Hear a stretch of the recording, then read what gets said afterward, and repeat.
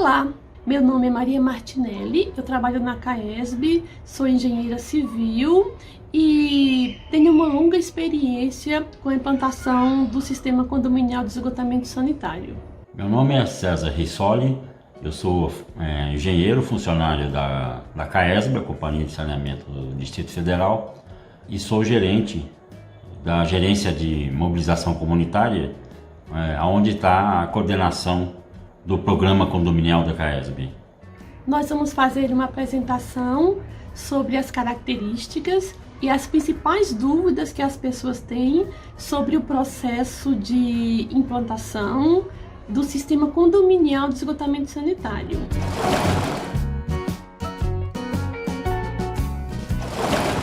A primeira coisa, assim, do ponto de vista físico, né, é a mesma coisa, né, quer dizer, uma tubulação circular, né, com o mesmo tipo de material que vai se transportar a água residuária, né? Então, assim, é um sistema de esgoto como qualquer outro, né? Agora, o que acontece no sistema convencional? Ele é projetado, né, com base em normas e critérios técnicos, né, de recobrimento e de declividade, não enxergando exatamente as casas que vão se conectar, né?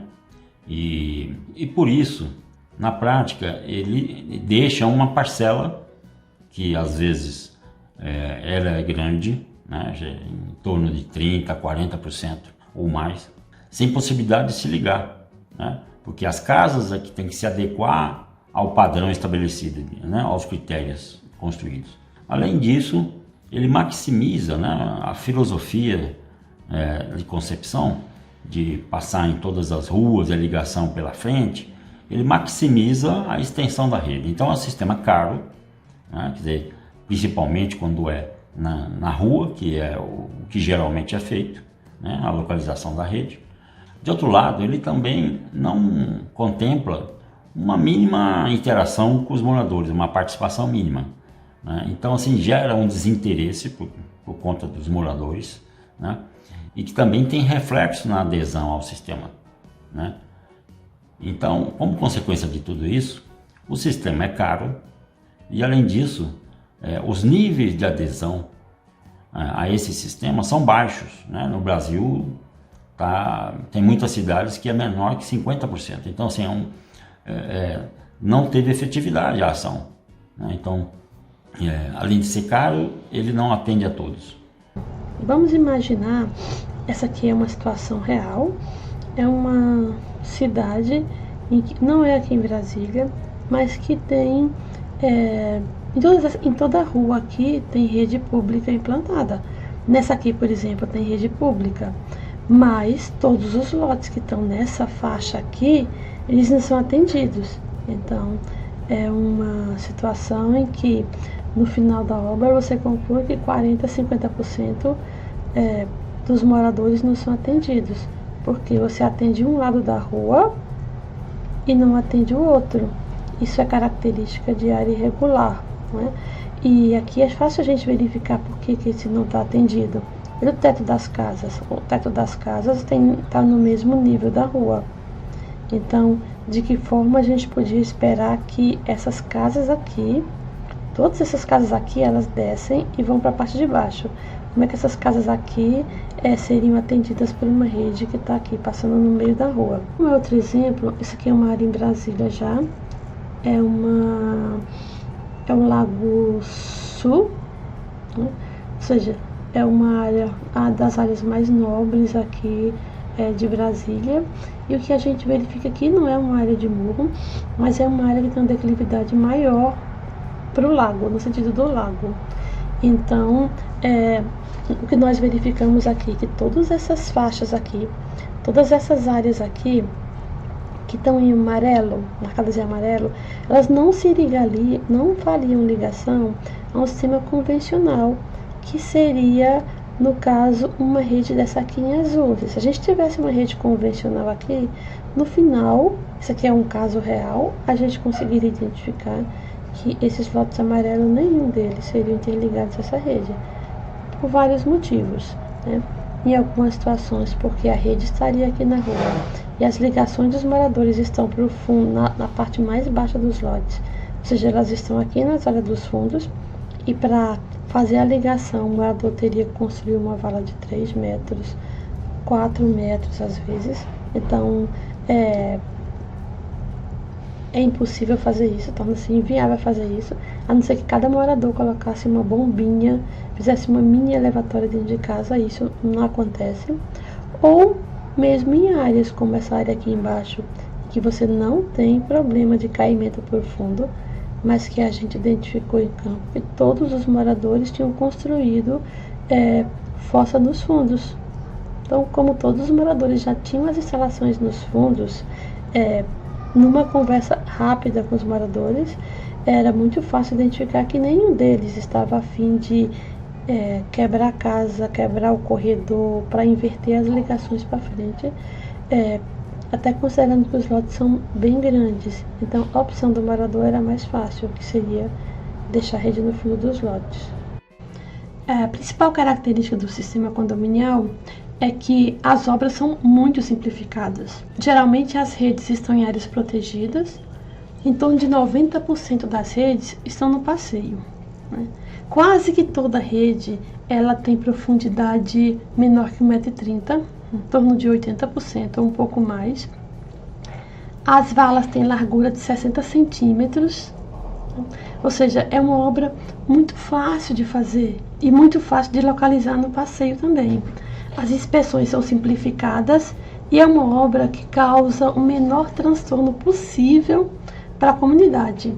Esse conjunto de características faz com que também seja uma obra bem mais barata. As obras de ramais condominiais representam 2/3 de todo o sistema de coleta, ou seja, o sistema condominial ele é caracterizado por uma rede pública que tem 1/3 da rede, um ramal condominial, que é a parte mais simplificada do sistema ainda, e a parte mais flexível, e representa 2/3 do sistema. Ela é uma rede bem superficial, com profundidade média de 80 centímetros, passa no passeio, como essa aqui, ou no jardim das casas, ou nos fundos dos lotes, dependendo da característica local, né? Aqui no DF a rede passa no fundo do lote quando a gente tem imposição técnica, ou seja, quando essa é a única opção de atendimento. Então, as redes estão sempre em locais protegidos, as inspeções são mais simplificadas ainda, elas são de 40 centímetros ou de 60. É uma obra de baixo impacto socioambiental. A gente pode perceber que a gente está fazendo rede e o trânsito continua o mesmo, não tem fechamento de rua e as valas são abertas e fechadas no mesmo dia. Já tem todo um acompanhamento, tem toda uma intenção de que seja uma obra de menor impacto possível. E quais são as principais características do sistema? O sistema ele tem um custo reduzido, de 30% a 60%, né? Nas situações mais difíceis, aquelas que nós temos muita pavimentação, geralmente esse percentual fica maior. Em algumas situações mais de terreno mais plano, de lotes maiores, a redução é um pouco menor. Mas de uma forma geral nós temos uma redução muito considerável, mas a redução de custo não é a principal característica do sistema. A principal característica do sistema é você garantir o atendimento, ou seja, você fazer um sistema que você garante que todos os moradores terão capacidade de ligar ao final da obra, porque todos os moradores vão chegar lá e fazer a ligação com cota adequada, e você garantir a adesão. Esses são os 2 pilares do sistema. O sistema condominial é um modelo de sistema de coleta de esgoto, né, em que ele tem uma inovação técnica na sua concepção de projeto, né, e incorpora um componente social que vai ser integrada no processo.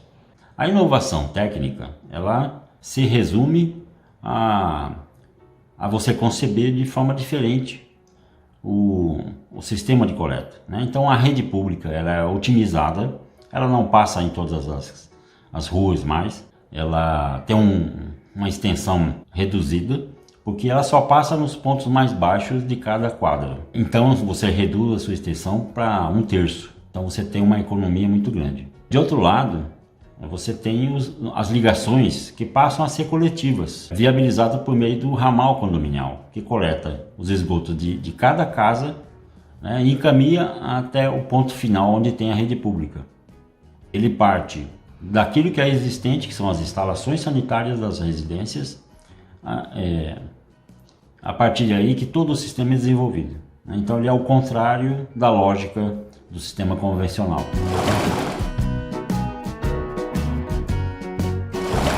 E agora vamos falar dos mitos. Como qualquer inovação, o condominial também tem os seus, né? Quanto às normas, o condominial segue as mesmas normas que o convencional. Então, quanto ao dimensionamento de um sistema, não tem menor diferença entre dimensionar um sistema condominial e dimensionar um sistema convencional. As normas utilizadas são as mesmas. O diâmetro de 100 milímetros. Né? Muita gente fala e questiona com a questão: o diâmetro de 100 milímetros não vai funcionar. Mas, pelas mesmas normas que nós acabamos de falar, um diâmetro de 100 milímetros tem capacidade para receber os esgotos de mais ou menos 100 casas. Né? Nós estamos falando em uma rede pequena que vai atender em torno de 10 casas, no máximo 20 casas.